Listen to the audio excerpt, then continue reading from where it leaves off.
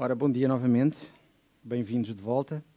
Vamos então dar início ao nosso segundo painel da tragédia, o ato 2, que é a ditadura do politicamente correto e o domínio da esquerda radical, o domínio cultural da esquerda radical, para o qual eu convidaria o moderador deste painel, o Pedro Buxeri Mendes. Está aqui. Obrigado, Pedro.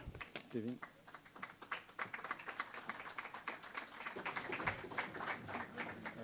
obrigado.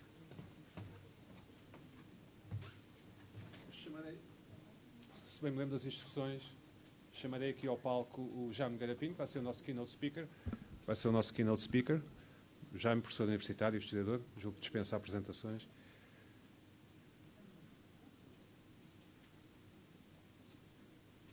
Também a Helena Matos, historiadora e colunista do Jornal Observador. Ainda a Ana Pedrosa Augusto, advogada. O Pedro Picoito, professor e investigador do Instituto de Estudos Medievais da Universidade Nova. E ainda a Andréa Enes Godinho, economista. Todos ao palco? Sim, sim, pode ser aqui. Acho que sim. Acho que é ótimo. Olá, Ana. Sente-se. Não, acho que não. Eu estou a usar a ordem de chamar. Então, talvez faça sentido, sim.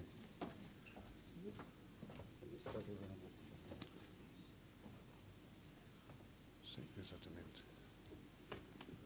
Eu acho que já me pode ir para o púlpito, se quiser. Acho que sim.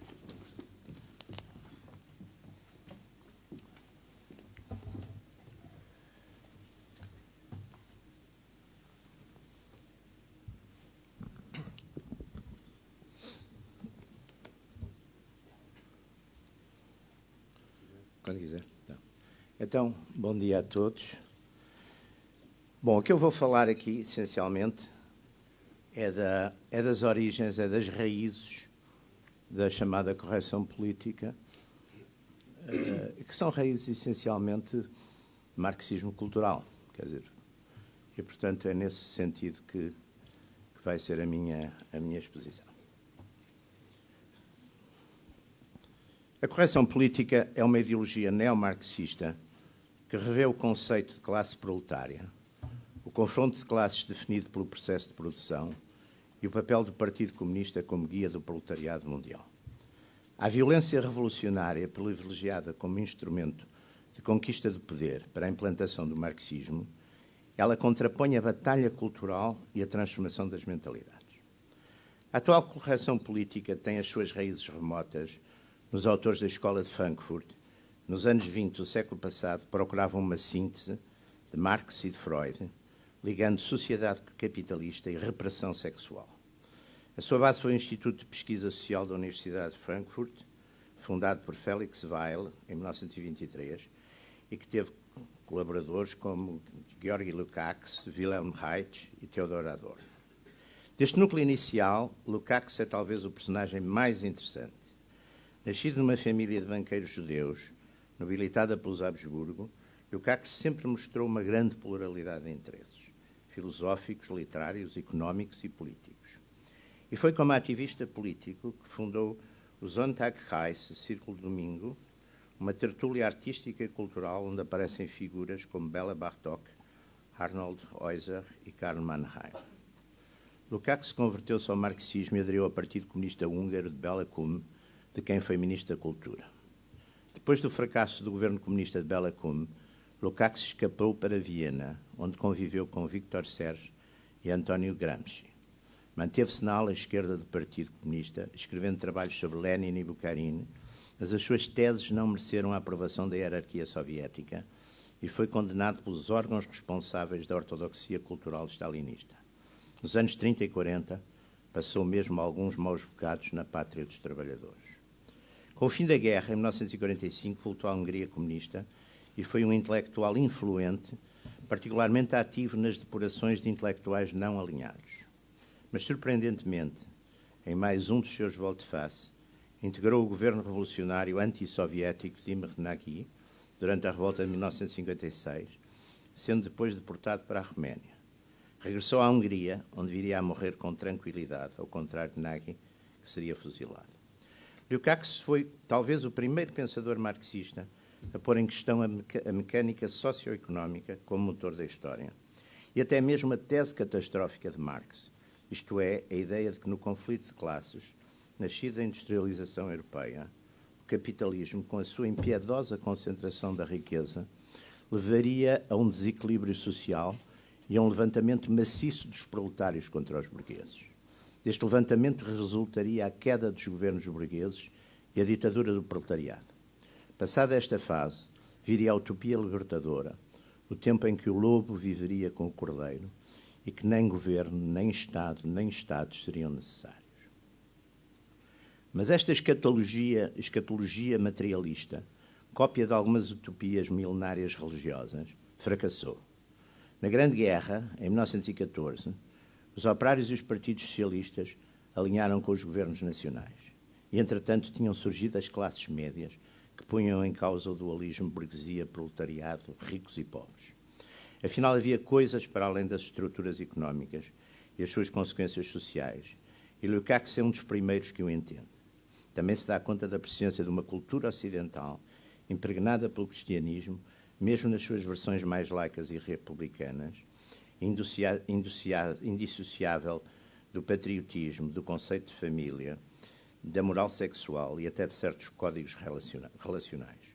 Por isso, quando foi Ministro da Cultura do efêmero governo de Bela Kun, Lukács criou uma disciplina de educação sexual destinada a desconstruir as versões tradicionais das relações entre homens e mulheres.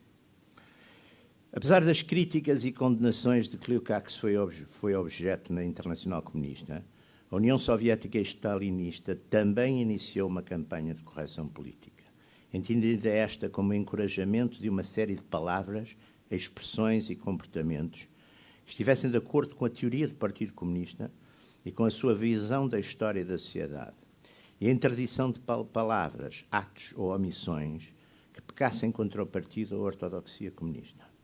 O pendor eufemístico e de temerosa auto- e heterocensura da atual correção política, perante uma ortodoxia intocável, é também tributário deste mundo dos camaradas, em que, na expressão, reinavam a igualdade, ainda que na realidade alguns camaradas fossem mais iguais que os outros, e a liberdade, ainda que toda a liberdade que não fosse ao encontro do que o partido queria, tivesse de enfrentar um persuasivo processo disciplinar. António Gramsci foi também um revisionista crítico da ortodoxia marxista, que, não deixando nunca de admirar Marx, privilegiou o voluntarismo leninista e o papel da vontade humana dos líderes e dos militantes. Em La Rivoluzione contro il Capitale, um texto que publicou no Avanti em 1917, pouco depois da Revolução de Outubro, é a capacidade de saltar etapas perante uma janela de oportunidade, galgando os fatores objetivos da ortodoxia dialética marxista que Gramsci admira em Lenin, concluindo que a vontade dos homens é mais importante que os factos económicos brutos.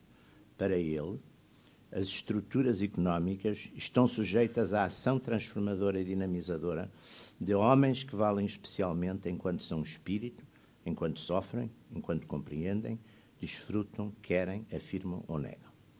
Esta visão idealista, voluntarista e heterodoxa de marxismo leva Gramsci a apoiar a Revolução Soviética e a ver em Lenin o maior teórico moderno da filosofia da praxis.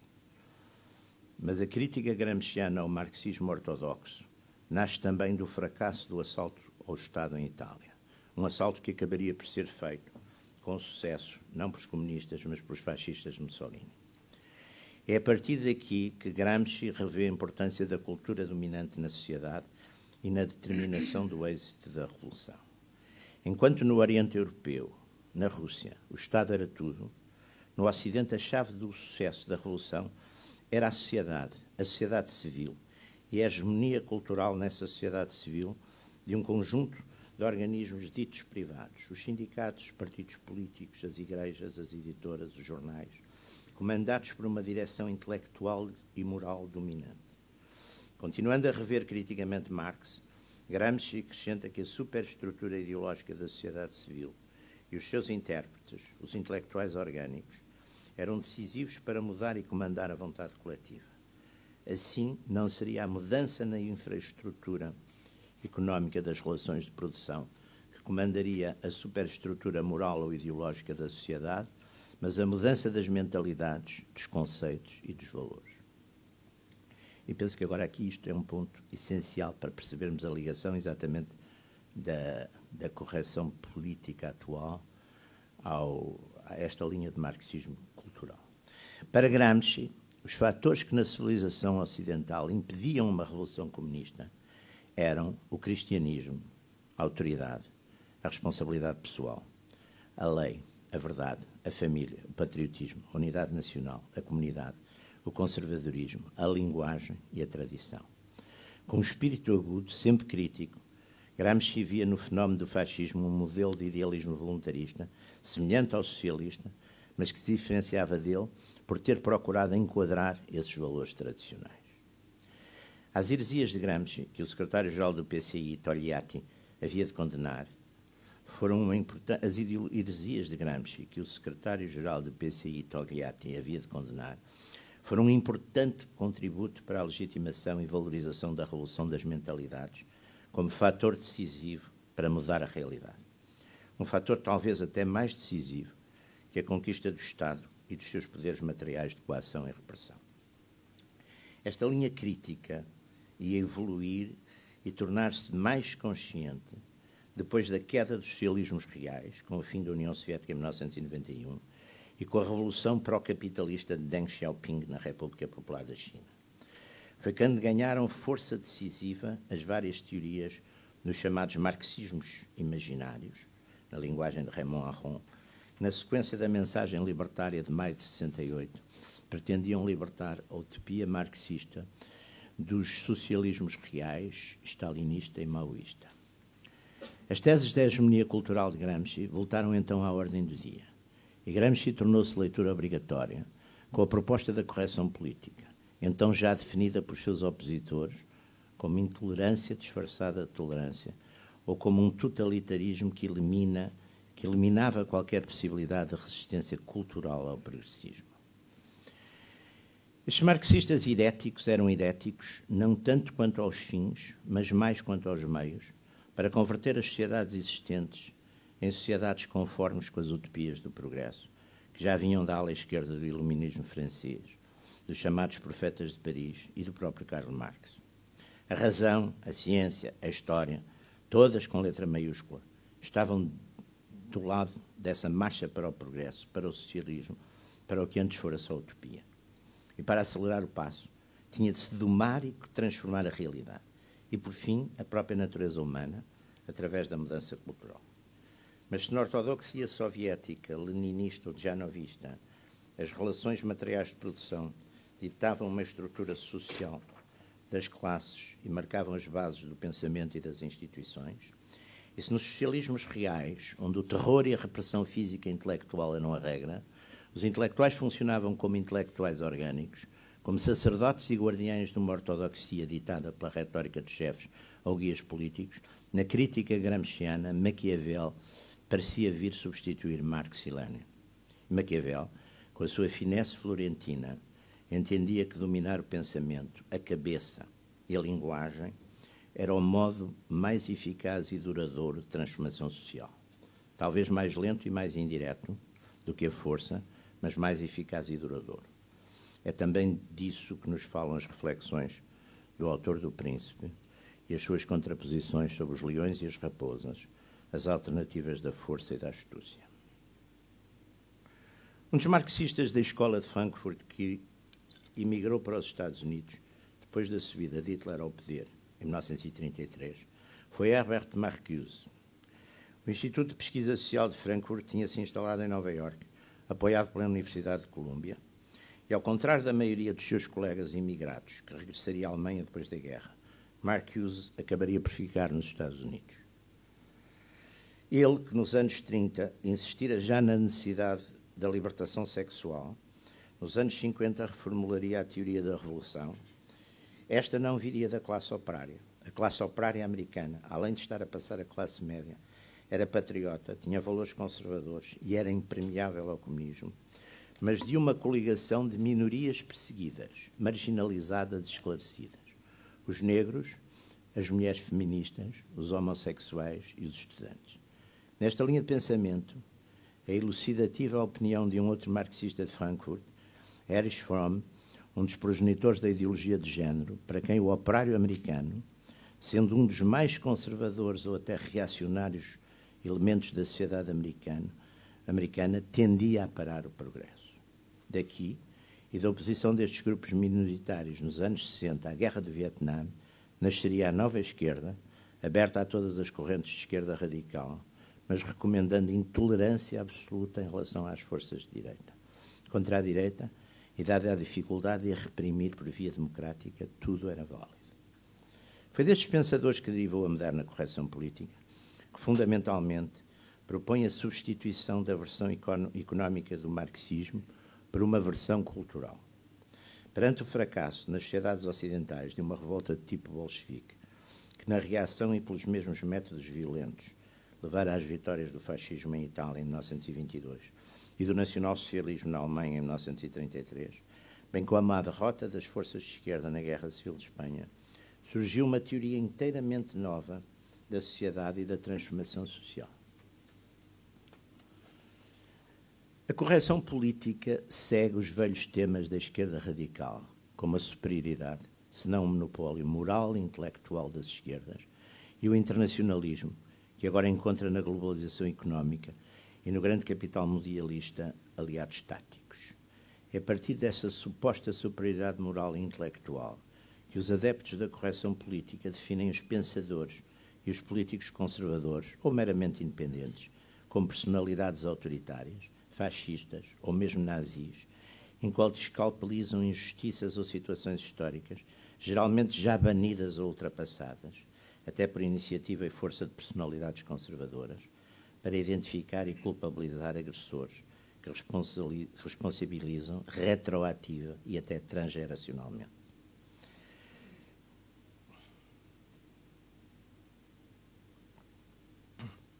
Foi há 30 anos, no rescaldo da administração Reagan e do fim da União Soviética, que os corretores políticos iniciaram a sua luta nos Estados Unidos e mais timidamente na Europa. Dando-se conta do fenómeno, já em 1991, o sucessor de Reagan, George H. Bush, declarava na Universidade de Michigan: a ideia de correção política desencadeou a controvérsia no país. E, embora o movimento tenha surgido do desejo de eliminar os restos do racismo, sexismo e ódio, está a substituir velhos preconceitos por novos e a declarar certos temas proibidos, certas expressões proibidas, até certos comportamentos e gestos proibidos. A maioria das grandes universidades aceitou acriticamente a ofensiva da correção política, fez o meia-culpa e pediu perdão. Deixou de haver debate livre sobre as questões fraturantes e houve uma progressiva rendição em toda a linha aos novos padrões de afirmação e de controle. Símbolos, conceitos, opiniões, até estátuas foram removidos numa purga iconoclástica e numa contrita confissão de culpa perante a nova Inquisição.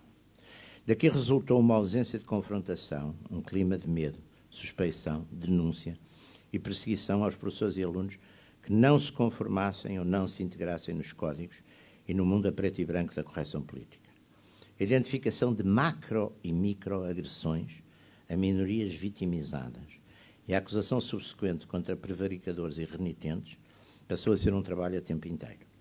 Perante a reparação e a reescrita de passado, um tema central de George Orwell em 1984, e as apertadas malhas da censura presente, o próprio Barack Obama não pôde deixar de comentar, a propósito da Academia Norte-Americana, que a cultura da esquerda nas universidades se tinha tornado profundamente intolerante em relação a pontos de vista contrários.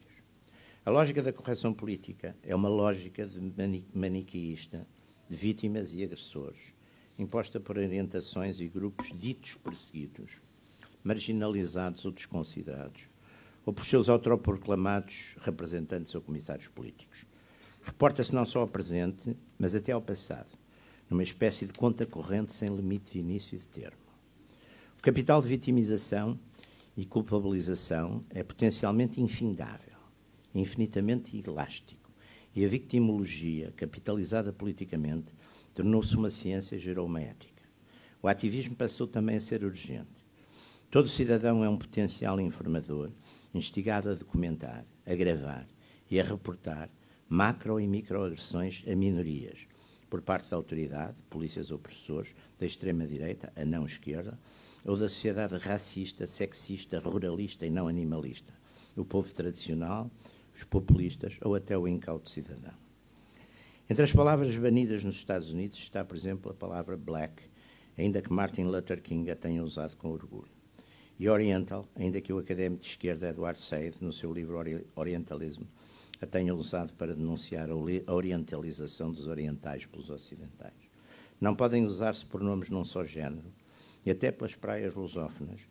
Há já algumas soluções inovadoras, como as da brasileira Márcia Tiburi, que no livro Feminismo em Comum para Todas, Todos e Todos, propõe que se junte um novo não-género mais inclusivo aos dois limitativos géneros do costume.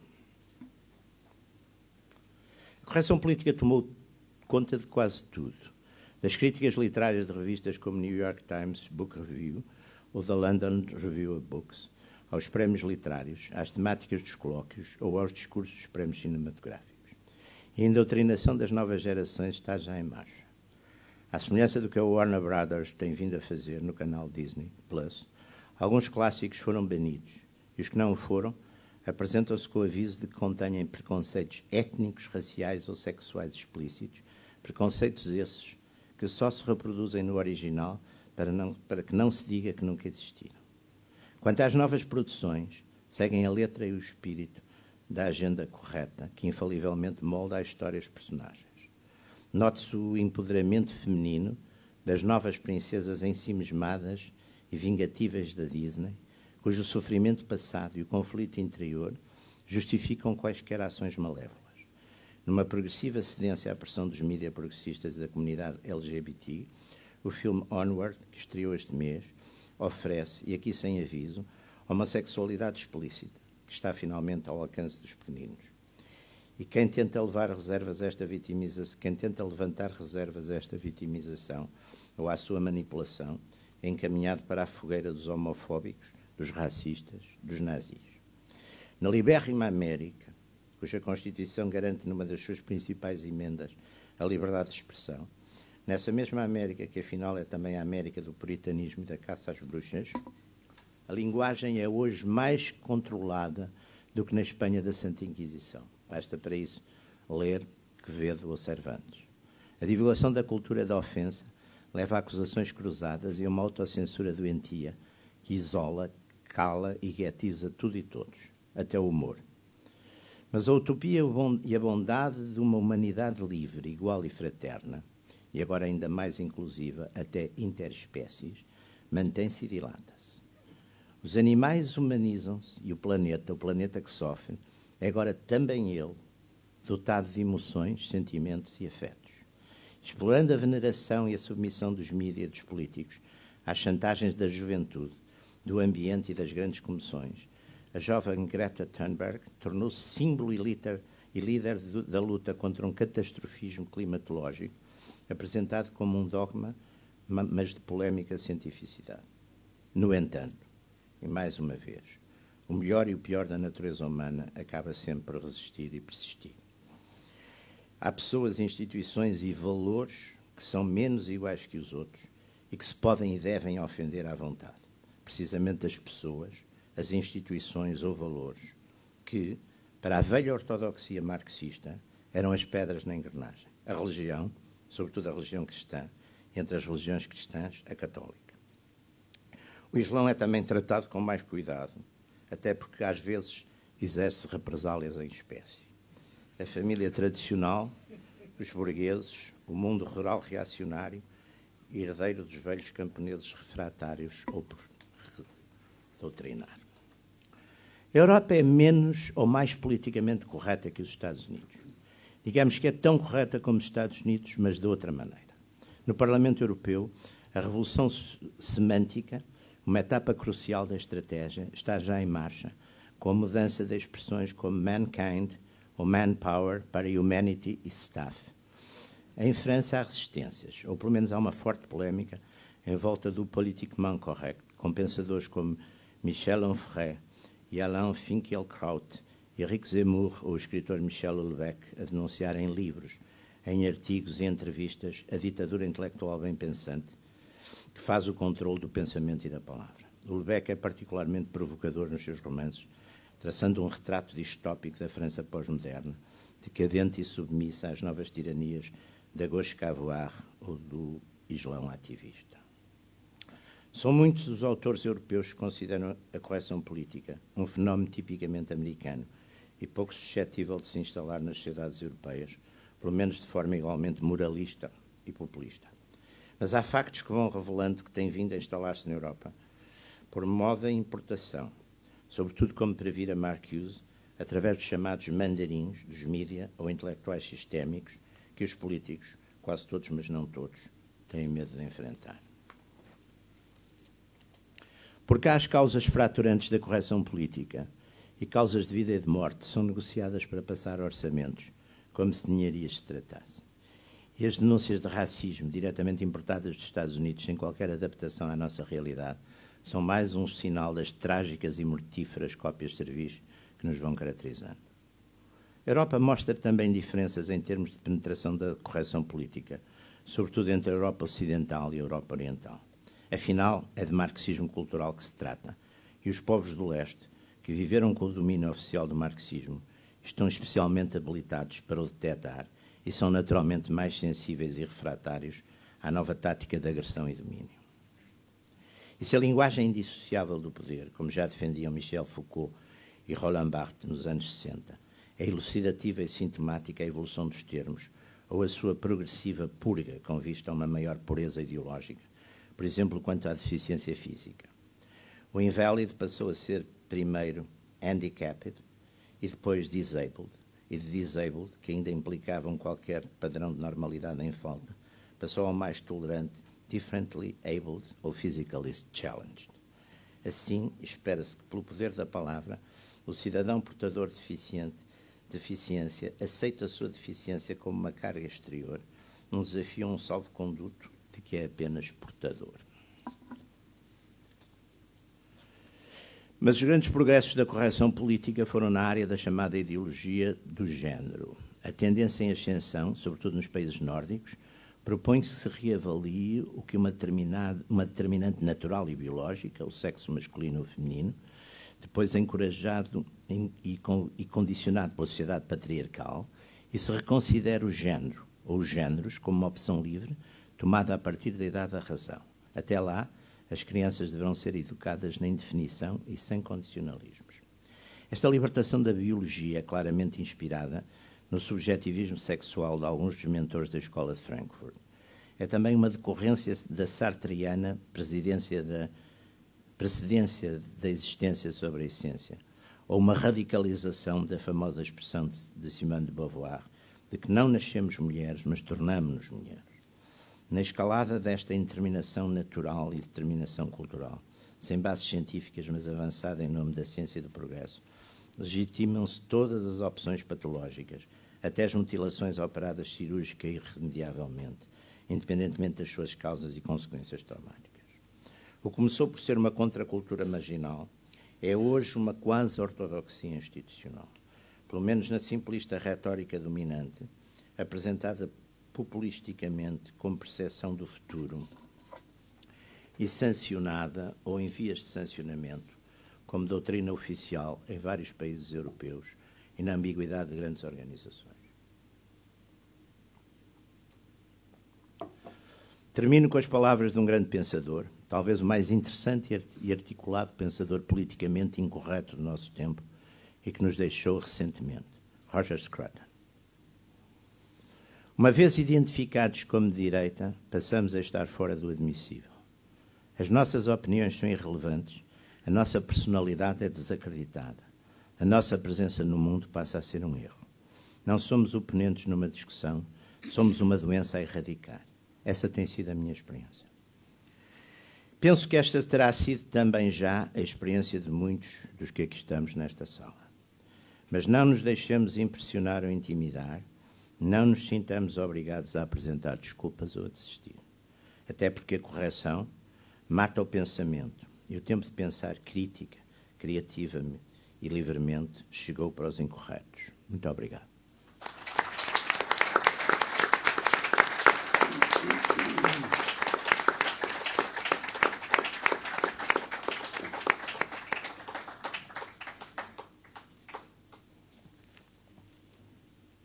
lembro que o tema deste terror. Lembro que o tema deste painel, terror, não é? Não é terror, é uma coisa assim. Tragédia, exato. Haverá um domínio cultural da esquerda radical nas instituições em Portugal e uma ditadura do politicamente correto, sem ponto de interrogação, ou seja, uma afirmação por parte aqui da organização. Jaime, obrigado pela sua preleção. A outra questão que eu tenho para si é se os países, os povos, enfim, as comunidades têm uma orientação política natural. Eu diria que Portugal, enfim, nos vários séculos é a esquerda, a direita, o centro.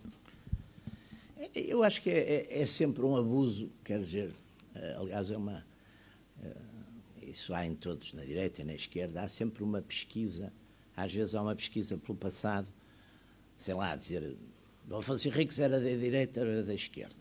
Dom Afonso Henriques era politicamente incorreto, não era propriamente nem era, enfim, advogado de negócios, nem era militante esquerdista, nem era propriamente quer dizer, esse tipo de... Em relação à história é difícil pôr isso. Não há dúvida. Portugal, aliás, a história política portuguesa é, sobretudo, é praticamente muito dependente da história política europeia. Quer dizer, nós vamos normalmente seguindo, às vezes um bocadinho mais tarde, as coisas, embora em algumas coisas nos tenhamos sido pioneiros. Por exemplo, a crise e a revolução de 1383-85 é uma afirmação muito interessante, porque no fundo é uma afirmação pré-nacionalista, porque na época, não há dúvida que o rei de Castela, Dom João I de Castela, era, pelo direito, pela legitimidade do direito vigente, o rei de Portugal. E na época ninguém ligava muito, ainda no século XIX os alemães exportavam reis para tudo quando era sítio, portanto, tinha muitas casas principescas, tinham uma sobra de possíveis reis, era uma exportação no século XIX, os casas alemães exportavam imenso. E, portanto, aquilo é uma coisa completamente antes do tempo. Não querer ser governado por um estranho, mas tinha razões, porque os castelhanos tinham tratado muito mal a população portuguesa nas invasões no tempo de Dom Fernando, e, de facto, há uma reação muito interessante. Ou seja, eu acho que nós temos uma tradição identitária muito forte, identitária no sentido de querermos ser governados por gente aqui nascida, mesmo que seja incompetente. Não há... Isso temos essa tradição. E, portanto, tivemos sempre a questão da hegemonia castelhana. Agora, o que eu vejo aqui, por exemplo, neste momento, é um bocado, quer às vezes, quer à esquerda, quer talvez mesmo à direita, a importação de conceitos, por exemplo, a deputada Joacine, por exemplo, todo aquele conceito de racismo dela é importado dos Estados Unidos. Não vou agora dizer que os portugueses também não têm uma história com aspectos de racismo. Claro que têm, quer dizer, sobretudo todos os povos que tiveram tradições ou heranças coloniais têm sempre alguns aspectos disso. Mas, agora, o que ela aparece é uma importação direta dos conceitos de racismo americanos. Quer dizer, nós, apesar de tudo, há 2 ou 3 gerações não tínhamos escravos, nem tínhamos discriminações raciais, portanto, não é... Isso é que eu acho que é um perigo em Portugal. É uma cópia servil. Agora, de resto, a gente tirando no pensamento em relação às regiões de conquista e descobrimento, e nunca tive... Quer dizer, seguimos muito a França. Nós seguimos sempre muito a França. Mesmo à direita como à esquerda. A gente vê mesmo, por exemplo, Salazar, as suas inspirações essenciais do ponto de vista doutrinário é o Maurras, são alguns pensadores conservadores franceses, está bem, depois é a questão dos papas sociais, mas é sempre, e na esquerda é uma cópia quer dizer, aquela coisa do Essa, que Portugal é a França traduzida em calão, tem um bocado de razão. Aliás, e para acabar, eu acho que onde a gente vê, de facto, o retrato dos homens e das mulheres portuguesas, é muito nos grandes escritores. E eu acho que ainda hoje, infelizmente, eu agora recentemente estive a reler no verão, ano passado estive a reler, estava enfim, na consequência de uma coisa de saúde, tive tempo para ler e estava assim um bocadinho deprimido. E para me alegrar estive a reler o Conde de Abranhos e a Capital. E é impressionante como as pessoas... Lisboa continua. Lisboa e uma certa classe política e intelectual continuam assim. E depois há um outro que é fundamental também, que é o Camilo, que apanhou o resto do país todo.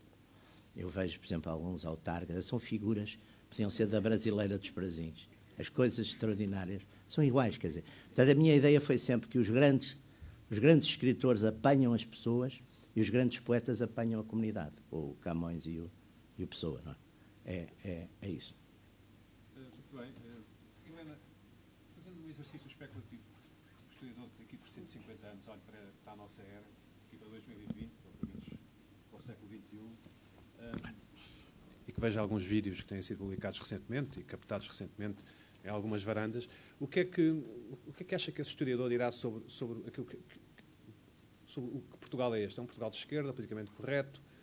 É um Portugal estagnado? É um Portugal a afastar-se da Europa, a aproximar-se? Bem, eu acho algumas coisas. Uma, é óbvio que esta questão da questão cultural de esquerda é muito evidente, que, por exemplo, achei curioso o facto de já me ter aqui referido a crise de 1383, isso é muito evidente, talvez numa das organizações mais feminizadas que nós temos, que é o ensino. É curioso porque um dos sinais de como tudo anda a reboque destas agendas é que num país em que os rapazes têm piores resultados escolares, em que estão a ficar claramente atrás na sua formação académica, porque as raparigas e as mulheres triunfam no sistema de ensino, nós tínhamos tido uma celebração do Dia da Mulher como se estivéssemos em Portugal em 1920, não é? A tratar do acesso das mulheres ao ensino e tudo isso, como se não fosse, neste momento, não nos devêssemos estar a debater um outro problema, que é o muito maior sucesso das mulheres nessa estrutura. Mas já temos aqui este efeito delay, que é como nós ríamos muito das telenovelas venezuelanas, quando a Venezuela fazia telenovelas, ficamos agora pelas mexicanas, e que os protagonistas estão a falar, mas aquilo que os lábios dizem não tem muito a ver com aquilo que está a acontecer. Portanto, o delay podia ser maior ou menor. E é isso, em parte, que nós somos, não é? Politicamente, eu acho que isso acontece como sociedade. Se quisermos essa dominação, é muito evidente esse delay. Aliás, o próprio painel anterior que nós aqui tivemos também estava um bocadinho em delay com a realidade, porque se continua a discutir as grandes divergências, as grandes desigualdades económicas, e elas são de facto grandes, mas tenho a convicção que já foram maiores, quando nós temos hoje a criação de outras desigualdades. Se quiser, na Europa, aquilo a que se assiste muito, e muita parte daquele mal-estar, se quisermos, sempre em França, com os gilets jaunes, com os petit blancs, com tudo isso, é de uma espécie, e aqui o Jaime vai usar a expressão, que a França tem até outro contexto, a questão do mandarinato, não é? Hoje, a grande desigualdade é entre, e passando aqui para o contexto português ou para o contexto francês, quem sai da cidadela, somos cada vez mais cidades de cidadela, em que uma elite se move e em que toda aquela legislação progressistíssima faz sentido, mas que depois tem um reverso trágico e doloroso fora da cidadela. Portanto, todas aquelas ideias da polícia, de proximidade, as conversações, tudo isso, quando depois se chega, eu pergunto, não sei quantas pessoas aqui é que já alguma vez fizeram o comboio da linha de Sintra entre o Rossio, nos escusam de ir até Sintra, podem ficar pelas Mercês, não é? A verdade é que as pessoas que fazem opinião, que dizem que todas aquelas políticas são extraordinárias, não saem para fora do seu espaço de cidadela. Portanto, para já temos muitas vezes este efeito do delay, que é estarmos a discutir aquilo que já foi um problema, mas não o é neste momento. E depois, e eu acho que aí, de facto, há aqui um problema muito grave e que passa pela direita e que cai perfeitamente na armadilha do delay, não é?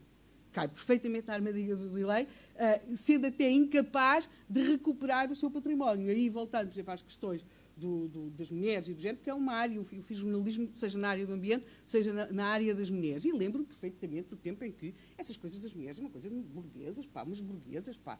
Então, como é que é, pá? A revolução é que vai resolver isso, pá. Então não é, pá. A revolução é que vai resolver, pá. Porque as gajas vão para o Parque Eduardo VII, que é nas sutiãs, mas não são as operárias, não é? As operárias não, as operárias são companheiras, camaradas, estão na luta, não é?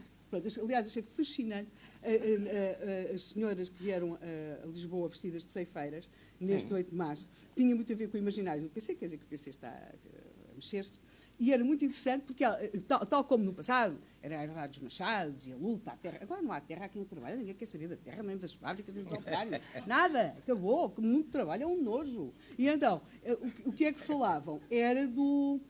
Há uma que diz uma coisa extraordinária, esta opressão das mulheres, pelo género dos homens ou outro género qualquer. Pronto, enfim.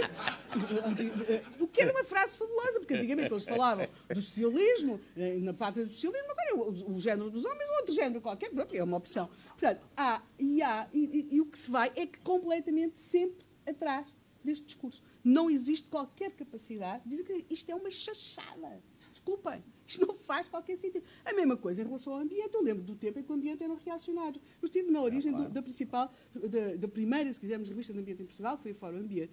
E nessa altura o problema é que o ambiente era uma coisa que eram os núncios que tinham linces nas suas herdades. A terra não era produtiva, porque o que eles deviam era ter aquilo tudo. Quer dizer, eu recordo que os animais índios foram extintos, mortos na reforma agrária, porque eram o símbolo do grande agrário, da tauromaquia, quer dizer, o homem que era tão rico que se podia ter ao luxo de ter linces na sua herdade, não é? Portanto, temos de perceber como é que as coisas são, não é? O ambiente também seria sempre resolvido nessa futura revolução. Quer dizer, aliás, as primeiras pessoas, se quisermos, até em termos de pastas em Portugal, a ter preocupações ambientais, não vieram de governos de esquerda. E, de repente, agora... Aliás, houve também, isso é muito interessante, nunca se aborda, a questão do enorme silenciamento dos sindicatos, se face às condições ambientais das fábricas, fosse aos seus modos de produção, fosse aos riscos a que os trabalhadores eram expostos. Nada disso. Era uma omertá completa, não é? Mas não, agora anda-se atrás de tudo isto como se tivesse sido uma coisa que nos tivesse chegado porque um dia o Francisco Anacleto Louçã descobriu as questões do ambiente. Portanto, eu acho que há para já essa questão desse efeito de lei. É que se junta, e apenas para terminar, para não demorarmos muito, um outro fator que eu acho particularmente grave e que foi referido na intervenção do Pedro, na pergunta que me fez, e que é o fator varanda. O fator varanda é terrível. Não sei se estava a pensar na mesma varanda que eu, mas eu estou a falar da varanda de onde o Presidente da República, o atual Presidente da República, faz as suas intervenções para o país. Não sei se vai ter estendal de roupa, se não vai ter estendal de roupa, mas, e que é, ou seja, Portugal, de facto, fez seu aquele adágio e que vai servir até de inspiração uma peça, que é antes quero asno que me carregue que cavalo que me derrube, não é? Pronto, em Portugal, no meio disto tudo, como convém a todos os países que são pequenos e que têm vizinhos poderosos, teve sempre a noção de que ou mantinha a dignidade das suas instituições ou, mesmo sendo elas de reduzida dimensão, ou então as coisas podiam complicar-se. Eu acho que nós, em cima de tudo isto, vivemos um momento, e acho que aí o papel do atual Presidente da República tem sido particularmente nocivo, de ludificação das instituições. Não é? Um país que tem pouco a que se agarrar precisa de ter a noção da importância das suas instituições. Nós perdemos instituições perdemos no sentido da sua intervenção no espaço público e do seu peso, e se calhar até muito bem. Se repararmos, nós temos hoje muito poucas instituições verticais, não é? Por exemplo, a questão das Forças Armadas, perderam um papel como era óbvio que teria de acontecer, e, porventura, hoje os espaços mais plurirraciais, plurissociais, serão os estádios de futebol. Nós temos poucas instituições, a escola pública perdeu também esse lugar, e não creio, e eu ouvi com muito interesse o painel anterior, eu não creio que se tenha, de facto, de fazer cotas para os alunos pobres nas universidades públicas. Eu creio que se tem de tratar os alunos todos por igual nas escolas, e as expectativas, hoje em dia, um aluno que chega a uma escola pública, se for pobre, se for negro, se for não sei o quê, é um problema social. Ou seja, deixou-se que a esquerda tomasse esse lado de olhar para cada um de nós, não como uma pessoa com aquilo que tem de bom e de mau, mas como um problema social, ou não é? Ou como um privilegiado, ou como um desfavorecido. E se quisermos aquilo que eu acho, o que eu não sei como é que vai ser daqui por 150 anos, essa questão de como é que vai ser olhada este fenómeno das varandas, por assim dizer, e dos banhos, e dos calções de banho, e do mudar de roupa, e para lá de que pode ser muito interessante do ponto de vista da estratégia política pessoal, eu creio que há um dano no fator instituição, que não cabe certamente analisar aqui, mas que nós não seremos certamente os mesmos depois do fator varanda. Muito bem. Ana, pegando aqui um pouco enfim, indo à boleia do que a Helena acaba de dizer, imagino que nas próximas legislativas, sejam as eleições quando forem, a abstenção cai 5% e o Chega sobe 5%. Vamos imaginar que há uma transição da abstenção para o Chega. Acha que a instituição do comentarismo nacional, ou comentariado, ficará do lado do aplauso da descida da abstenção ou ficará do lado da preocupação com a subida do Chega? Porque recordo que a abstenção é sempre a primeira coisa a ser comentada, enquanto os Açores não fecham, não é, as urnas. Fala-se sempre que a abstenção é uma chatice. Se a abstenção descer e os votos forem para o Chega, isso, do ponto de vista da instituição do comentariado e do comentarismo, que é um grande estabilizador da nação, pelo menos na minha opinião, acha que vai ser aplaudido ou vai ser visto com ainda mais preocupação do que a subida da abstenção? Bom dia a todos. É uma questão muito interessante. A resposta parece um bocadinho evidente, que é óbvio que vamos todos estar a bater no facto de o Chega ter tido mais eleitores e muito mais votos. Isso de ser um tema da abstenção baixar vai ser totalmente irrelevante, porque é o Chega a conseguir chegar a muito mais pessoas, a dar-lhes uma mensagem com a qual eventualmente se possam identificar. A ser o quê? A ser aquilo que nós dizemos politicamente, ou a ser aquilo que eles dizem, a ser politicamente incorretos. E isto já foi dito N vezes, é transformar em conversa pública aquilo que é a conversa de café, sem senso, sem base científica, sem estudo, sem nada.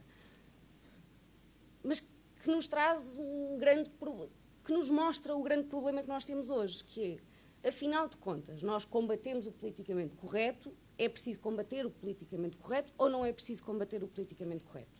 É um combate ou não é um combate? Eu, pessoalmente, tenho dois grandes problemas com o politicamente correto. O primeiro é que cria fracos.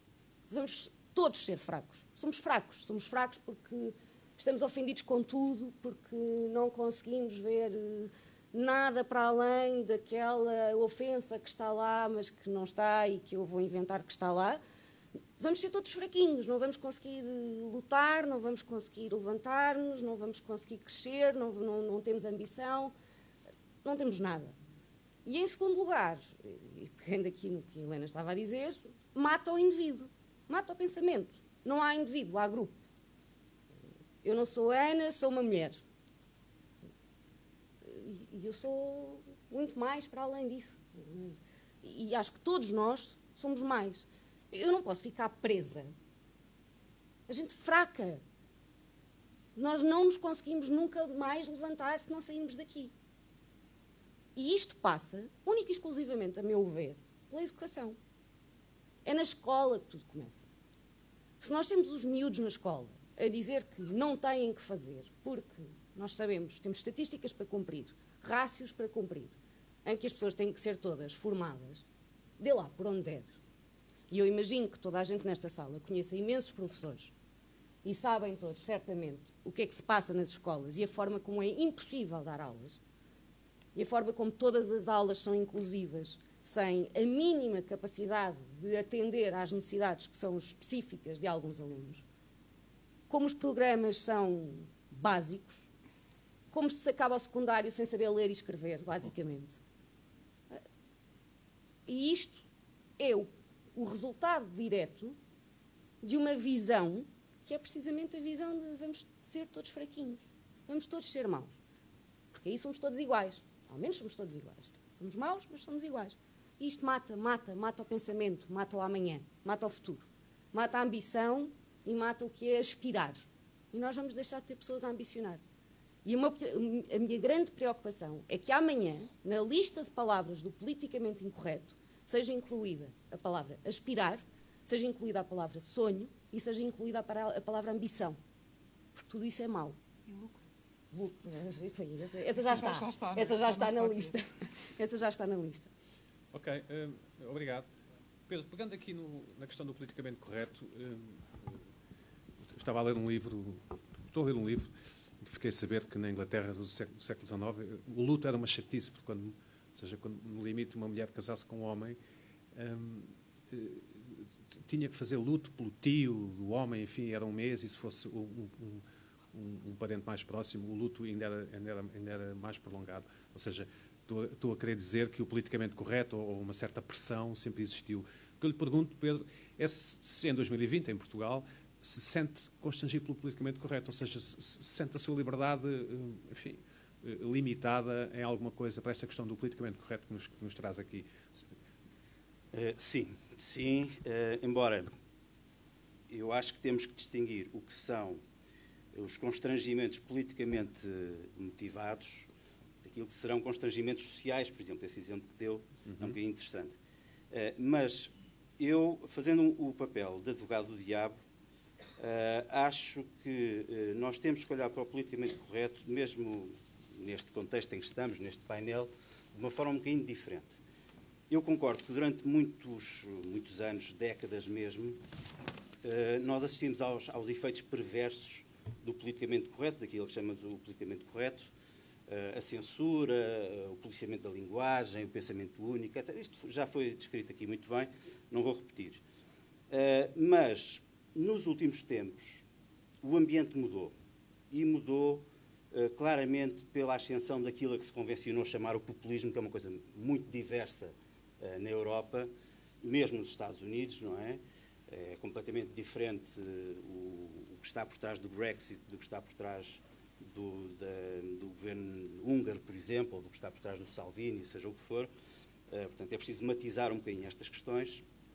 Mas, ultimamente, eu julgo que a direita, mais uma vez usando uma palavra cómoda, está a cair numa armadilha que é um bocadinho diferente simplesmente dos constrangimentos do politicamente correto. E que é a seguinte: durante muitas décadas, o politicamente correto foi uma estratégia muito eficaz de impor a tal hegemonia cultural da esquerda que também já foi descrita.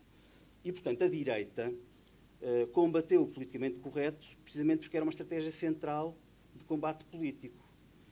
E, ao fazê-lo, tendo mudado o ambiente, nós julgo que não percebemos que há alguns aspectos em que o combate ao politicamente correto se tornou um bocado um reflexo condicionado do pensamento de direita, com consequências bastante negativas, não é? E, portanto, aquilo que era a censura, o pensamento único do outro lado, tornou-se, em certo sentido, um convite a ser o pensamento único, a censura, o manicaísmo do lado da direita. Isto é terrível quando, de facto, o populismo está em ascensão. Não é? Há uma falta de capacidade crítica, de capacidade de pensamento, que é muito negativa. Não é? Eu vou só dar um exemplo, e peço desculpa por usar um exemplo muito pessoal, mas é um exemplo que as pessoas conhecem e eu conheço particularmente bem.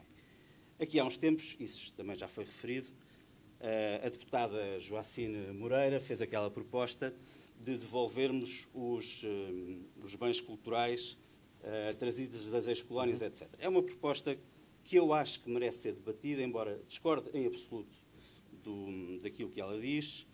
E o deputado do Chega, André Ventura, que também já foi citado, teve aquela resposta profundamente infeliz de dizer que não devolvemos nada, mas que ela podia ser devolvida ao país de origem.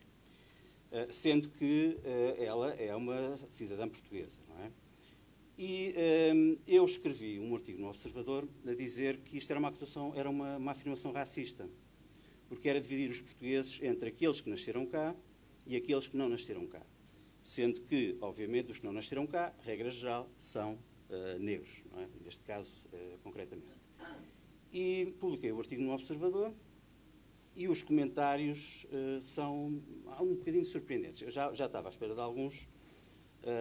Alguns são irreproduzíveis, não é? Houve alguém que me mandou ter relações sexuais com um porco, o que eu acho politicamente incorreto, porque ninguém perguntou nada ao porco, não é? Portanto, consentimento do porco não dá-se por adquirido, não é? Enfim, é um bocado ofensivo para ele. Mas muitas das pessoas que me criticaram disseram: cá está alguém a ceder ao politicamente correto. E, portanto, o combate contra o politicamente correto, nesta lógica, implicava aceitar uma afirmação racista. Isto é, de facto, muito complicado. Sobretudo porque se uma pessoa pensasse, qualquer pessoa pensasse seriamente nisto que eu estou a dizer, acho que chegaria a esta conclusão. Mas o reflexo condicionado é de tal forma automático que basta que a Joacine Moreira diga qualquer coisa para que alguém diga qualquer coisa contrária com argumentos profundamente ofensivos, neste caso, de facto, na minha opinião, e isso é politicamente incorreto, logo louvável, logo devemos aplaudir, logo devemos condenar quem diz o contrário, não é? Portanto, já estamos a cair numa fase em que o politicamente correto é realmente uma espécie de palavra-passe da direita para combater a esquerda em tudo aquilo que a esquerda faz. Eu acho que isso é muito empobrecedor e, portanto, a crítica que se fazia à esquerda, neste momento, julgo que se pode fazer também à direita. E é sobretudo, contraproducente. É muito contraproducente, porque não só é empobrecedor para a direita, portanto, a direita volta a cair no manicaísmo, no pensamento único, etc., de que acusava a esquerda, mas é meramente reativo. E, portanto, a direita não tem pensamento próprio. Limita-se simplesmente a criticar aquilo que vem da esquerda. Porque é politicamente correto, logo temos que combater. Não é? Isto é uma tragédia. Isto sim é que é a verdadeira tragédia cultural. Não é? Depois podíamos falar noutra questão do domínio da esquerda nas instituições, etc., etc., mas eu acho que as coisas começam aqui. Portanto, a direita, e particularmente a direita em Portugal, tem um pensamento meramente reativo, não é? Limita-se a ficar contente com o exercício do poder, mas não cria cultura, não faz pensamento, porque tem um pensamento meramente reativo. E eu acho que, nesse sentido, o politicamente correto é uma armadilha em que a direita caiu alegremente e continuará a cair se não perceber isto. André, pegando no que o Pedro diz, o que é que o indivíduo médio, o homem comum, a pessoa comum, ganha em combater o politicamente correto ou o domínio cultural da esquerda nas instituições? Ou seja, o que é que uma pessoa normal, enfim, que tem uma vida normal, vamos dizer assim, ganha em criar um país diferente? Bom dia a todos, antes de mais. Eu queria fazer uma nota prévia para me colocar aqui como liberal, e é nessa qualidade que eu vou falar. Portanto, sou de direita e revejo-me perfeitamente nos valores de direita, mas sou da direita liberal. Pelo menos, as minhas inquietações resultam daí, portanto, centrando o liberal no indivíduo. E eu tenho alguma dificuldade em aceitar, de ânimo leve, os chavões da sociedade, da direita, da esquerda. Eu vou mais micro, porque para mim a sociedade é o conjunto do indivíduo e aqueles conceitos do bem-estar social, e eu não gosto de médias. A média para mim, eu sou economista, portanto sou matemática, a média para mim é um conceito perfeitamente ultrapassado e não significa nada se eu não incluir outro tipo de variáveis. E então, centrando no indivíduo, a minha preocupação é pensar como é que eu posso, eu, enquanto Andreia, não interessa se sou mulher, sou alta, branca, amarela, ou pinta, eu, enquanto Andreia, que sou um ser pensante, e é aí que eu acho que o politicamente correto me viola, e agora já fazendo a pergunta, fazendo aqui um cruzamento para a tua pergunta, que já me sinto de alguma maneira violada em termos da minha liberdade de expressão, porque não tenho dúvida nenhuma que o politicamente correto é uma forma de censura. E porquê? Por duas razões. Primeiro, porque limita a minha liberdade pelo medo. Eu tenho medo do rótulo que vou adquirir por dizer aquilo que está instituído, que alguém decretou, de alguma forma, que não posso dizer. Mas eu não compreendo porque não posso dizer. Portanto, eu não digo porque não quero comprar uma guerra, porque nós vivemos numa sociedade estigmatizada. E, de facto, se eu for um tipo de pessoa que valorize muitas coisas acessórias, que é a imagem pelos maus motivos, eu vou entrar nesse comboio. E vou, então, estar a ser conivente com o politicamente correto ao não denunciá-lo e ao não confrontá-lo. Portanto, eu acho que o indivíduo deve começar, como diz o Michael Jackson, também não se pode dizer, não é? Mas, quer saber, deve começar pela pessoa que está ao espelho, não é? Sim. E eu começar dentro de casa, e na minha educação, e na minha formação, e na minha escolha. E no meu contributo da pessoa do lado. E tentar combater. Portanto, o politicamente correto não se combate com o politicamente incorreto. Isso é o que eles querem, porque o politicamente correto cria ali um fantasma social, não é? Com os recalcamentos, e as pessoas vão ficando com uma tensão acumulada ao longo do tempo. Porque o politicamente correto utiliza um acontecimento, dá-lhe ali uma dimensão até descontextualizada e depois perpetua no tempo. E dá-lhe uma dimensão, uma onda, não é? E as pessoas vão cavalgando a onda porque o outro também está a cavalgar a onda. E eu nem quero cavalgar aquela onda. Portanto, acho que é muito importante nós começarmos por nós. Eu lanço mesmo este tema para refletirmos. Porque faz parte de mim, quem me conhece um bocadinho, eu gosto do debate. Não da discussão, mas gosto do debate. E acho que nós realmente temos na nossa sociedade alguma dificuldade em debater. Não somos ensinados. Tenho esta preocupação do indivíduo porque é na base, é na célula. Se todos nós fizermos o nosso trabalho, se todos nós contribuirmos, se todos nós, junto do outro, não tivermos medo do estigma e desconstruirmos o mito, com moderação, obviamente, e com argumentos. Claro, o que é que isso significa? Que eu tenho que ter os argumentos. O que é que isso significa? Eu tenho que ter um pensamento crítico. O que é que isso significa? Eu tenho que ter informação. Eu só tenho argumentos e pensamento crítico se me informar. Isso dá trabalho e perco tempo. E as pessoas hoje em dia não têm essa disponibilidade. Porque, se calhar, não é valorizado socialmente. É muito mais engraçado eu ser estigmatizado pelo status, ou pelo classe, ou pelo meu nível de influência, do que propriamente pelo meu crescendo e pelo meu interesse. Até porque dá muito trabalho tentar compreender o que é que ela diz, que eu não percebo nada do que ela diz. Nem estou interessada em perceber. Portanto, acho que é preocupante. A minha maior preocupação depois para o futuro, aqui na qualidade de mãe, de alguma maneira, um exemplo das camadas mais jovens, preocupa muito o futuro. E porquê? Porque acho que o politicamente correto está a dominar dois grandes alicerces, pilares da nossa sociedade, que é a questão da cultura. E porquê cultura? Porque a cultura, a música, as camadas jovens hoje em dia, é isso que eles veem, o stand-up comedy, daí eu ter falado do humor. E o humor para mim é uma lente da sociedade.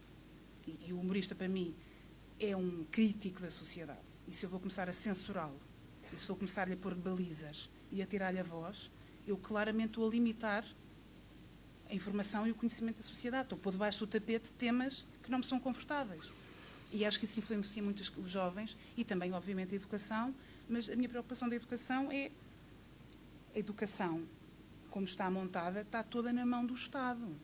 É natural que, tendo nós a tradição factual, socialista, e enquanto se forem eles a alinhar todo o plano de ensino e o que querem, a encaminhar, não é? A linha de pensamento nas escolas, e de facto assim é, eu vou ter muita dificuldade em casa, em ensinar, no meu meio da ação, a raciocinar sobre o que me estão a dizer, mesmo que não seja politicamente correto e debater e argumentar, só que depois a questão é como é que eu os vou munir emocionalmente para confrontar a escola, que é para eles próprios depois não serem nova minoria, não é? Depois isto dá a volta. Às tantas já é quem diz a verdade que já é marginalizado e cria-se os novos estigmas e isto é uma bola de neve. Bom, obrigado. Eu lembro que podem colocar questões ali com o QR Code, apontem o vosso telefone, podem colocar questões. Jaime, deu o feliz exemplo da Disney Plus. Um dos filmes que eles vão enfim, pôr um disclaimer, como nós dizemos, é o Peter Pan, em que vão dizer que tem a ver com a estereotipia dos índios, não propriamente o Capitão Gancho ser deficiente físico e vilão, não é? Podiam-se lembrar dessa, mas não é esse o ponto. O ponto é o retrato dos índios como menos inteligentes do que os brancos.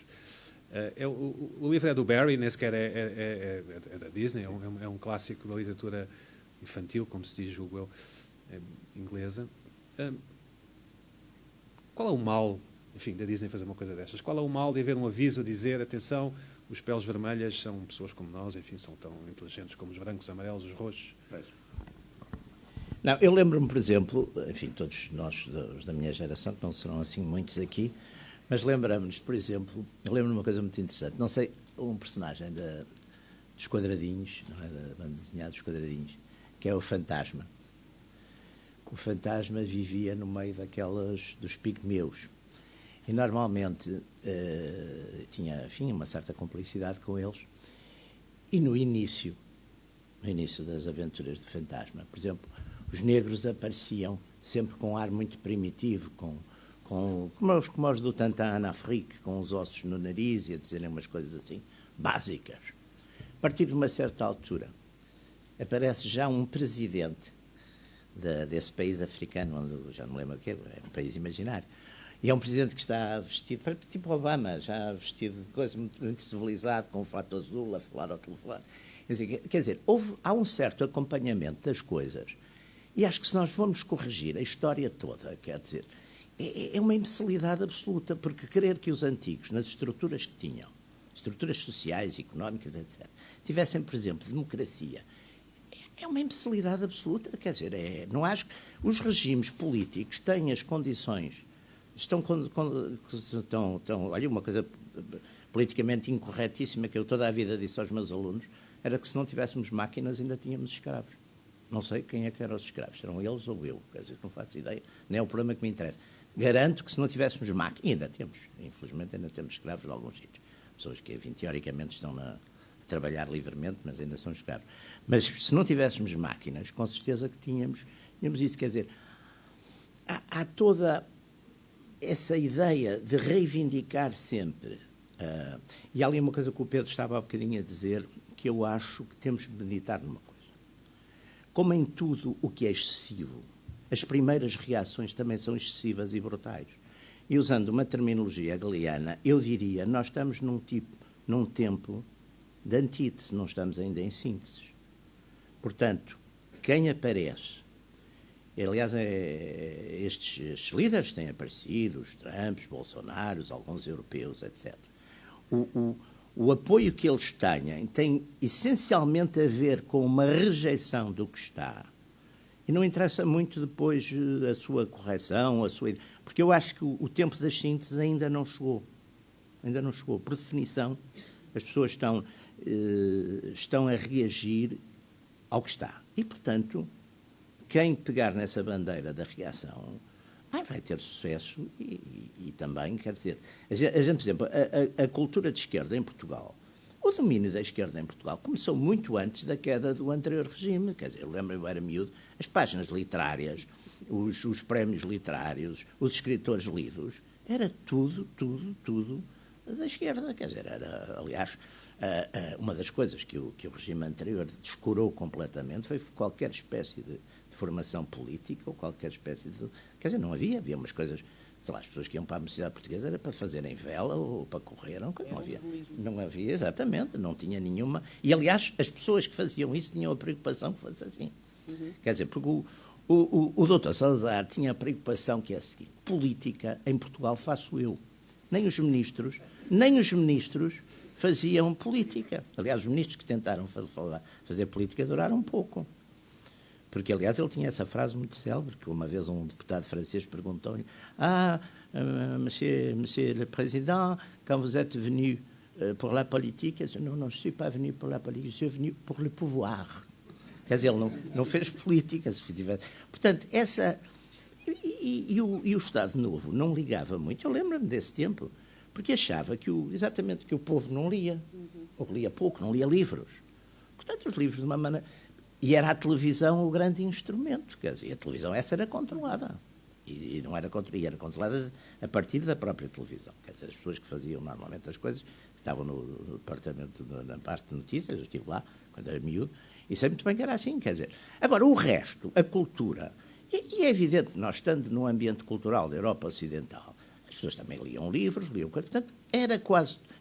Eu acho que a força de uma força política é quando as pessoas que dizem que não têm ideias políticas, que nem se interessam por política, têm exatamente essas ideias de esquerda, normalmente. Que é o que se passa. Quer dizer, isso é que é. E, portanto, esta guerra atual é uma guerra de rejeição. E essas coisas todas, quer dizer, eu, por acaso, gosto muito de westerns. Isto é a propósito da questão dos índios. E estive agora a rever uma série de westerns, daqueles muito bons, daqueles clássicos, que a gente, de facto, que já se sabe como é que vão acabar, mas que são ótimos sempre.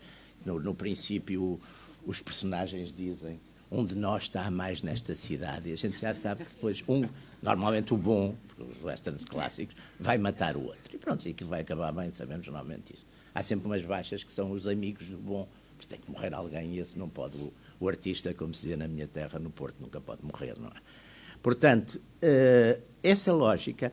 Mas há filmes, mesmo a questão dos índios era bastante já tratada em filmes dos anos 50, 60. Não era aquela coisa brutal do... Eu lembro, por exemplo, um que é dos Xientes, das reservas, que eles...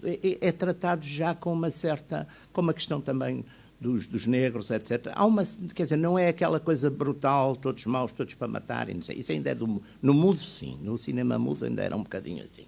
Aliás, porque eles também corriam imenso. Parece que corriam mal por causa da máquina.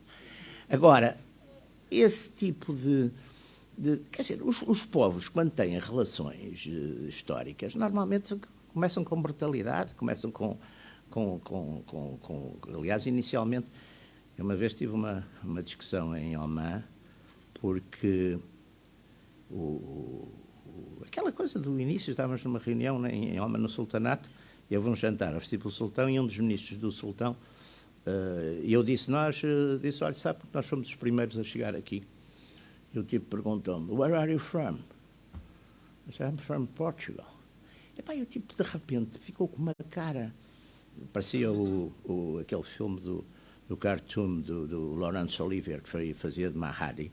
Falava com aquela pronúncia pidgin, aquele inglês pidgin, agressivíssimo. Disse, I know it very well. You came and you enslaved us for 200 years.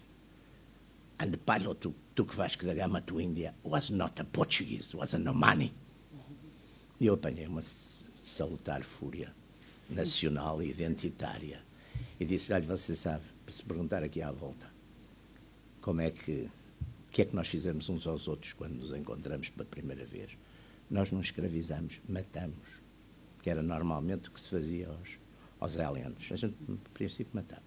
E quando houve alguém que teve a ideia, em vez de matar, escravizar, eu acho que pessoas conservadoras como nós aqui ficaram escandalizadíssimas. Então, você não nos mata, põe-nos a trabalhar de graça para si.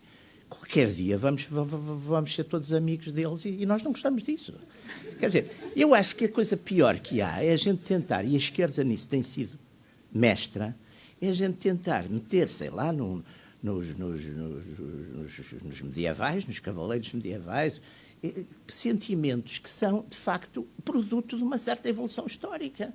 Quer dizer, que nós sabemos muito bem como é que começou e porque é que começou, e a burguesia, e a religião, e a liberdade religiosa. Isso está tudo, mas o que é que queriam?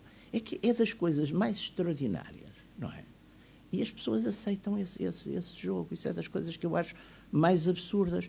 É evidente que, historicamente, há coisas horrendas, mas para isso é que já não as queremos, e para isso é que as instituições mudaram, e para isso é que há conceitos completamente diferentes a governar o mundo.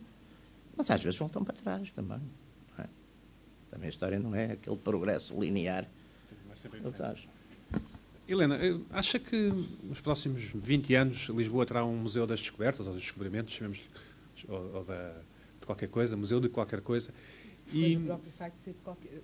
Sim, ou seja, acha que um dos lados da fação, vamos dizer assim, estou a dividir a coisa ao meio, vai acabar por triunfar e impor, também estou a usar a palavra impor, a construção de um museu que os turistas, os dinamarqueses que cá vêm, fugindo a ouvidos do filho, possam visitar e, enfim, e ver estas coisas no Vasco da Gama. E acha que isso vai acontecer ou não, nos próximos tempos? Não sei, não faço a menor ideia. Acho que a questão é que nós ficámos sem palavras e sem tempo, porque eu acho que nós devíamos refletir bastante na experiência da Revolução Francesa, quando se mudaram os nomes do calendário para tentar apagar os vestígios religiosos, e a guilhotina deixou apenas de cortar o pescoço dos padres e dos aristocratas e passou a cortar o pescoço dos camponeses, que é claro que não conseguiam apreender o novo calendário, precisavam de continuar a fazer colheitas, não é? E continuavam a dizer secretamente os nomes dos meses pelo calendário anterior. E, portanto, eu penso que é um pouco isso. Eu acho que eu tenho a experiência de fazer, eu tornei-me cada vez mais uma jornalista de tempos passados, porque aquilo que eu faço atualmente é exatamente pesquisa para algumas das poucas séries históricas que se fazem em Portugal e filmes. E esse é um problema, de facto, que é perceber que as pessoas não têm noção do tempo. Ou seja, está instituído que as pessoas boas no passado eram aquelas que pensavam de forma aproximada como nós, e que, sei lá, que o Nuno Teles é uma espécie de feminista avant la lettre, que o Dom Pedro, filho irmão do Dom Duarte, filho de Dom João I, era assim, uma espécie de intelectual de esquerda, portanto, e depois e várias outras fantasmagorias. Portanto, as pessoas não...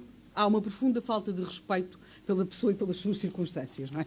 Parafraseando alguém. E, portanto, essa é um dos primeiros lados de uma profunda incultura e que leva a coisas tão extraordinárias quanto... Eu penso que as criancinhas, todas as crianças aprendem... Eu confrontei-me, eu tenho 4 filhos, e eles passaram do ensino privado para o ensino público e vice-versa, e para lá daquelas coisas todas de perceber que, por exemplo, que pessoas associadas ou que fizeram parte das FP25 se passeavam pelas escolas públicas portuguesas, fazendo, pronto, enaltecendo o seu passado e todas essas coisas. Aquilo que nós vamos percebendo é que, por exemplo, as coisas são... A Primeira República é apresentada como uma espécie de 25 de Abril, uma sociedade democrática. Portanto, não existe qualquer noção da perspectiva e de que as sociedades, que os bons e os maus não são, digamos, que a réplica a inverso daquilo que aconteceu. Isso dá-nos uma profunda incapacidade de perceber o passado. E, portanto, quando se põe a questão em relação ao Museu dos Descobrimentos ou das descobertas, a certa altura já não lhe podemos chamar nada. Não é? E, portanto, deixamos de conseguir perceber toda uma série de coisas. Isso, eu acho que esta questão de se ter perdido a noção do tempo parece-me ser uma coisa dramática. Acho que aí tem de ser feito um trabalho, não é apenas uma questão de direita ou de esquerda, é um trabalho intelectual, não é? De se conseguir digamos que não ver o passado a partir das extraordinárias grelhetas que nós temos para o nosso presente. Se conseguíssemos libertar o passado, penso que já seria positivo. Não creio que vá haver museu, ou se houver museu vai acontecer-lhe aquilo que, por exemplo, aconteceu em Portugal ao Museu de Etnologia. Nós temos muito poucas coisas que vieram da África. E se vamos começar a devolver, então vamos devolver à Igreja e ficamos com os museus todos vazios. Portanto, e também acho que em relação à frase do Ventura não terá sido muito feliz. A mim, como estudei as coisas africanas, apesar de ninguém, nem eu mesma, na minha família, alguma vez termos nascido em África, leva há anos a que me chamem retornada e que me passem a vida a mandar ir para a minha terra, sendo que a minha terra é São Sebastião da Pedreira, aqui em Lisboa. E apesar de tudo, quer dizer, nunca entendi isso assim como acho que faz parte. Quer dizer, pronto, portanto, acho que tendo Portugal até um movimento chamado Retornados, de umas pessoas que não se puderam chamar refugiadas, porque isso daria a ideia de que elas estavam a fugir de alguma coisa de mau e tiveram de se chamar retornadas, apesar de muitas delas não terem nascido em Portugal. Acho que existe também um pouco essa ideia que é, então, nós vamos contestar. Concordo perfeitamente com essa ideia de que se ficou no reativismo, mas acho que depois existe a ideia que o reativismo tem de ser... que quando então se faz uma crítica à dominação da esquerda, ela tem de ser sempre extraordinariamente bem fundamentada do ponto de vista intelectual, bem posta nas suas formas, ou seja, bem escolhida a figura que pudesse reagir. Eu não sei se nos sobraria, não sei, Madre Teresa de Calcutá também não, porque era uma mulher que tinha também os seus engenicamentos. O padre António Vieira está completamente fora de questão, porque era um homem que apanhava as suas fúrias. Portanto, eu não sei, talvez o padre Manuel Antunes, não sei, talvez uma pessoa que estivesse, uma pessoa com um discurso intelectual extraordinário. Só que não lhes fazia mal. Exatamente. Portanto, aí é que está o dilema da questão. Porque a tentar fazer esse tipo de resposta já têm aparecido algumas pessoas. Mas, portanto, essa é a armadilha a que chegamos, de facto. E, portanto, eu não sei como é que porque é o drama do Rajoy, não é? Que se os liberais queriam ir embora, que se fossem embora. Se os conservadores quisessem ir embora, que se fossem embora. Foram-se todos embora, depois ele ficou com o PP. E o PP hoje está no estado em que está e o Vox cresce como cresce. Portanto, eu acho que às vezes temos de pensar um pouco esse ideal da extraordinária perfeição levou a que, de facto, a direita tenha caído nessa questão do reativismo, e o reativismo tem de ser sempre perfeição mais perfeita, e cingido ao discurso económico. Eu acho que o grande problema, e essa é a grande armadilha, foi o economês. Ou seja, de repente, nós tivemos os líderes do centro, em que muitos nós nos revimos, não é? Nomeadamente eu, que só falam e só querem falar de economia. Não querem falar de mais nada. Ai, oh Helena, pois é, mas é que essa coisa dos valores, sabe? Isso depois... Pronto. E não querem. Fugiram, deixaram isso exatamente entregue nas outras mãos. Quando acordaram, era tarde e agora têm uns reativos a falar do assunto. Também são os reativos, quer dizer, um homem que era candidato à Câmara de Louros, que agora tem 6% do eleitorado, olha quem não reativa. Quer dizer, portanto, temos de perceber porque é que os reativos apareceram. E os reativos apareceram porque os líderes do centro deixaram de falar da vida das pessoas. Deixaram de falar do que é que está a acontecer.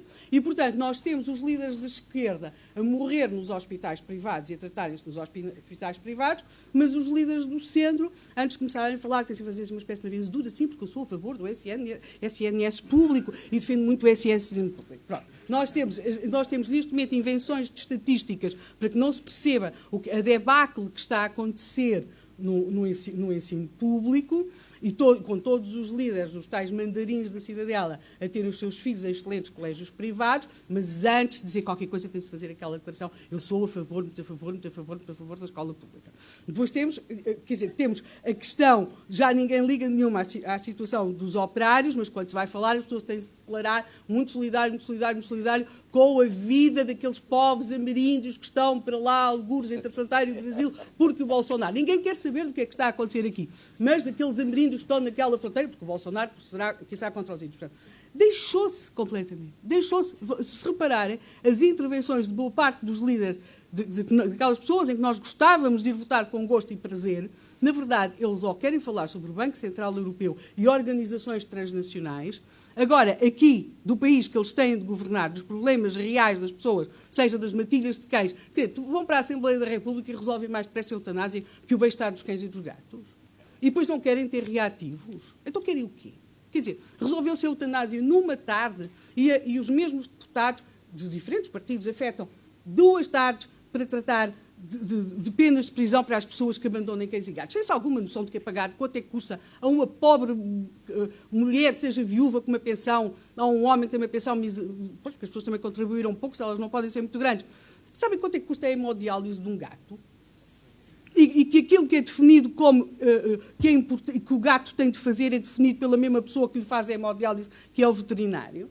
E deixou-se as pessoas cair desta armadilha. E onde é que estão os líderes do centro? O que é que eles disseram? Ai, coitadinhos dos cães e dos gatos, eu também tenho cão. Isso é quanto é que custa, isso é quanto é que custa uma quimioterapia para um cão. Ou seja, quando os líderes do centro deixaram de falar da vida das pessoas e se refugiaram cada vez mais na linguagem económica, nas organizações transnacionais, que parece ser o único sítio onde eles se sentem bem para se libertar da piolheira, a questão é que ficou vazio. E em política não há vazios. Alguém tem de ocupar o espaço.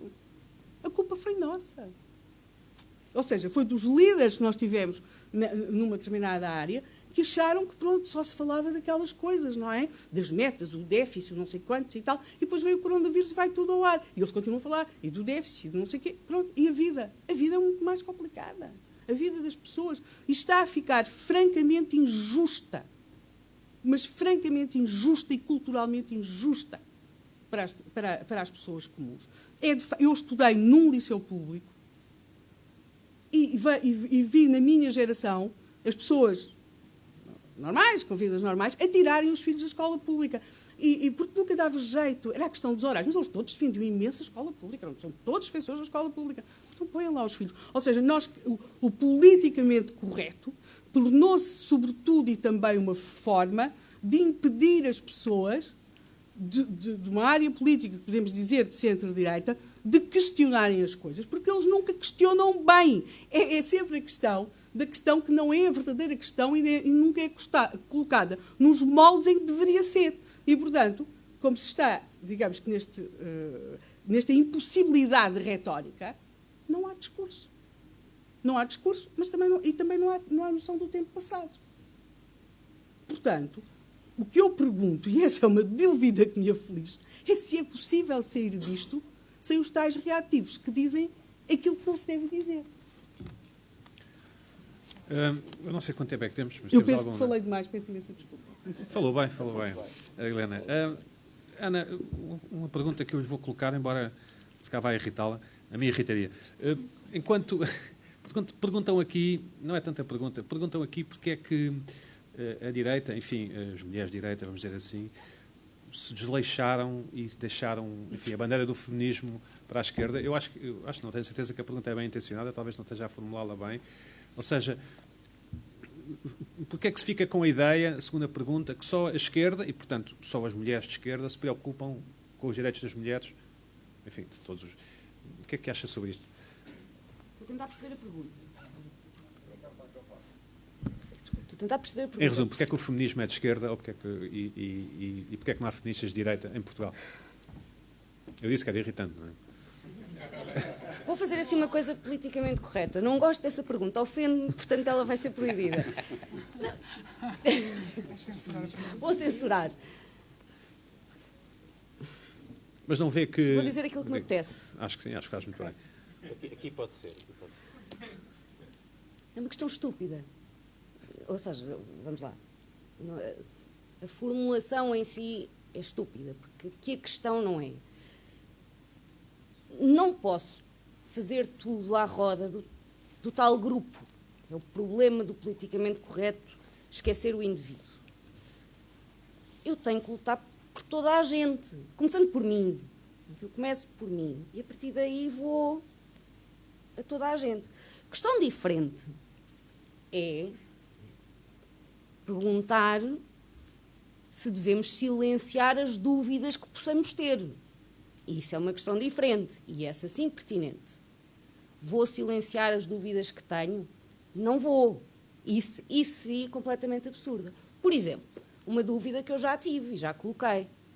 Estão 50 e tal oradores nestes 2 dias de convenção.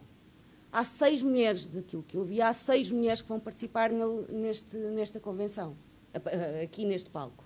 E a pergunta é, eu tenho a certeza absoluta, quer dizer, nem coloco, tenho a certeza absoluta que não é porque a organização acha que as mulheres não são capazes, ou que não podem, enfim, não têm, não sei quais são os critérios para distinguir homens e mulheres. Agora, acho que há que perguntar porquê, para perceber. Assim como haveria que perguntar porquê que nesta audiência estão, não consigo contar, Sim, mas estão mais homens. mas estão muito mais homens do que mulheres. Esmagadora maioria. E isso é uma questão que se calhar merece resposta. Não é se calhar, eu acho que merece mesmo resposta. Essa resposta está naquilo que a Helena dizia, que é a vida das pessoas. Nem toda a gente e nem todas as mulheres têm vida que permita estar aqui hoje. Sim, Tendencialmente, as pessoas, mais os homens, têm uma vida muito mais profissional, muito mais liberal do que as mulheres. E isso, enfim, são números. Agora, cabe às mulheres também fazer por isso. Cabe às mulheres ter interesse em. Cabe às mulheres ter vontade de. Eu não vou estar a dizer que os homens é que me têm que me dar vontade de eu aprender. Por favor, ensinem-me. Ou melhor, não é ensinem-me que eu estou sempre a aprender. Por favor, deem-me vontade para eu aprender. Ou para eu querer. Eu não estou à espera que alguém me venha suplicar para eu ter vontade de. Que é para poder dizer, então estamos em igualdade. Não, as pessoas têm que querer. Então, o feminismo não é de esquerda nem de direita. O feminismo é... Lá está tendencialmente apropriado, está hoje apropriado para... Mas, como ao feminismo, nós podemos dizer outros exemplos. Sei lá, vou ser outra vez politicamente incorreta. Quando nós falamos, se calhar, nesta sala, ou na maioria das pessoas de direita, tem muito mais... sente uma ofensa grande quando se fala de igreja, quando se fala dos valores tradicionais de família, e tem mais dificuldade em aceitar que possa haver outro discurso. Porque a autoridade pode vir, ou a imposição tanto pode vir de um lado como do outro. Agora, claro, nós estamos a tentar,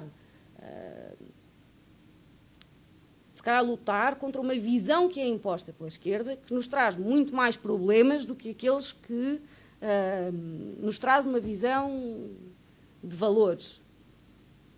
Mas tem que haver diálogo, tem que haver... não pode haver censura, tem que haver capacidade de olhar para todos os lados. Agora, obviamente, eu não sou de esquerda, portanto, eu não consigo dizer que uma coisa de esquerda me agrada particularmente. Mas também não posso dizer que todas as coisas de direita, aliás, Nunca estive em política até há muito pouco tempo, precisamente porque não me revia em praticamente nada da direita.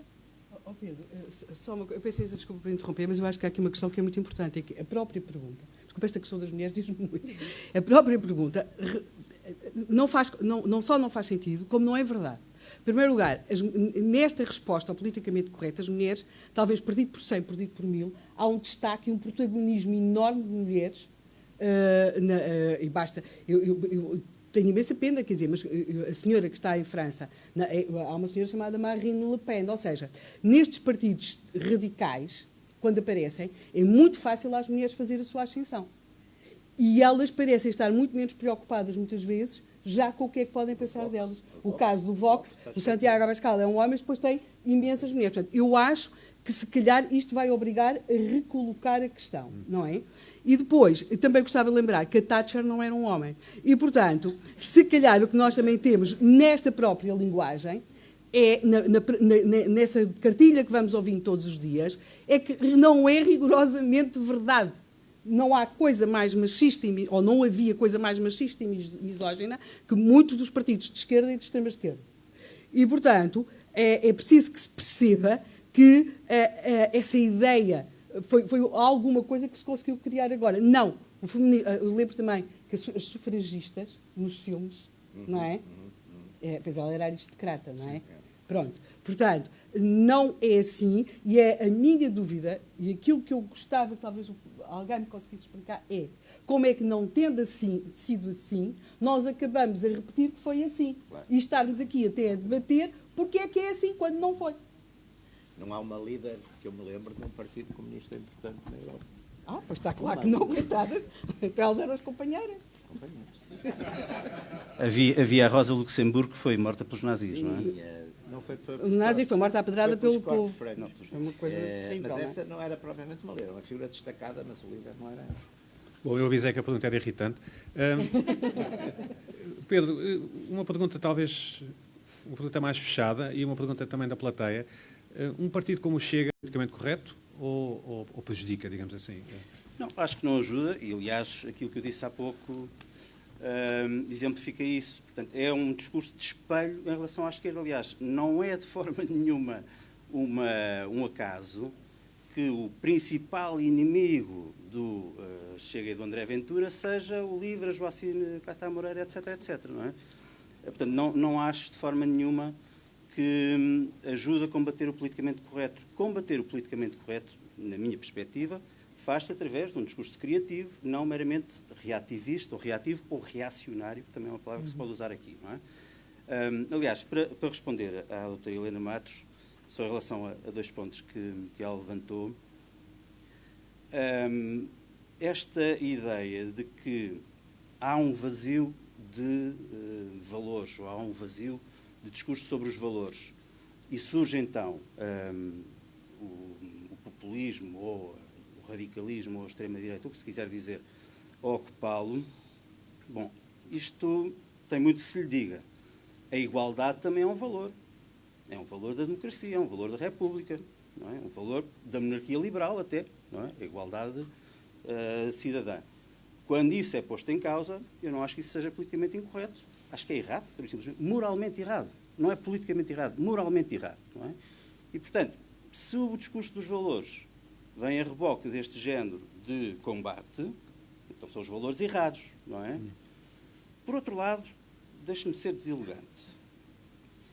A maior derrota que o conservadorismo português teve nos últimos anos, sem dúvida nenhuma, foi a legalização do aborto. Eu lembro em que lado da barricada é que nós estávamos os dois. Eram em lados opostos. Portanto, eu gostaria de saber de que valores é que estamos a falar. Porque eu tenho a impressão que os valores da doutora Helena Matos não são exatamente os do Chega, pelo menos neste aspecto.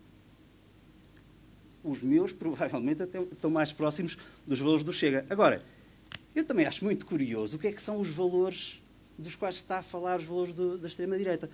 O doutor André Ventura deu uma entrevista ao Sol no sábado. Eu não li a entrevista, confesso, li apenas a chamada na capa do Sol.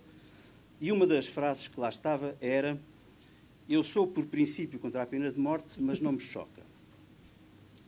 Isto, afinal, o Dr. André Ventura é um marxista tendência grosso, não é? Portanto, estes são os meus princípios. Mas tenho outros. Estes são os meus princípios, mas se não dão jeito, eu tenho outros. Bom, se isto é que é a direita que vai propor o rearmamento moral do país e o regresso dos valores e a recuperação dos valores, eu acho que estamos conversados, não é? Prefiro, talvez, os líderes centristas que são muito transigentes, etc. Bom, mas pelo menos não caem nestes alçapões. Muito bem. André, aqui uma pergunta para si. Tem a ideia, André, tem a ideia que a disciplina de cidadania nas escolas, que existe a disciplina, mas que nada é ensinado no sentido de educar para a cidadania, seja para a política, seja para a economia, para a educação ou para o espírito crítico? Eu tinha esta ideia porque o meu filho anda na escola e, de facto... Tenho alguma ideia, porque hoje em dia, lá está, pegando aqui naquilo que o Pedro diz, é politicamente incorreto a escola entrar nas questões dos valores tradicionais da nossa sociedade, que quer se queira, quer não, é uma sociedade que tem as suas fundações no cristianismo, ponto. E para mim o cristianismo não é mais do que o valor do bem, e o ser humano, na minha ótica de liberal, não é um animal, não é um mamífero, em que tem reações primitivas e que reage por instinto. Não. Acho que é isso precisamente que nos distingue.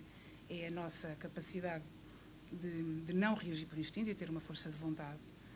E o que é que hoje em dia a nossa sociedade foi muito, lá está, utilizou uma capa de não vamos mexer nestes conceitos, nestes valores, porque estão muito associados à agitação e à discussão e desenvolvimento intelectual, porque é natural. Se eu vou puxar para uma escola um tema de qual é que é a importância das pessoas mais desfavorecidas devem ter um subsídio. Isto aconteceu na escola da minha filha. O que é que entendiam? Qual é que era a importância da comunidade do Ocidente quando há uma catástrofe? Se o Ocidente, ou os países mais desenvolvidos, devem imediatamente invadir